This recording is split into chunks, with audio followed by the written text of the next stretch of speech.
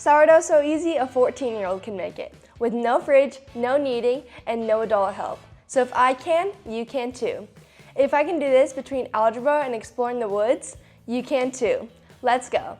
I'm Joy, and you'll find me here making my mom's recipes to show you how ridiculously easy they are. Here's everything you'll need: sourdough starter, water, salt, and flour. That's it. All I do is mix 115 grams of starter, 340 grams of water, 20 grams of salt, and 570 grams of flour in a bowl and mix it with a butter knife until it looked like a sticky mess. That's it. No kneading, no muscles required. I covered it with a shower cap and let it sit on the counter for like 20 hours.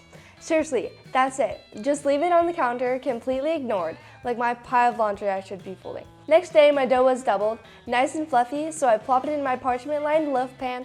I let it rise again for like 90 minutes, while I left to do whatever I wanted. When the timer went off, I preheated the oven to 425 degrees, and then I baked it for an hour. My house smelled like an actual bakery. Smelled like paradise. I pulled it out and let it cool a little.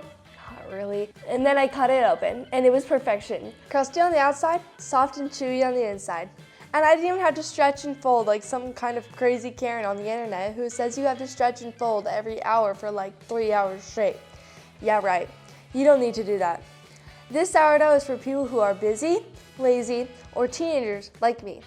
It's cheap, shelf-stable, and honestly, pretty fun. So if I can do this, anyone can. Get the full recipe at loadedpotato.org and go make some bread already. Till next time.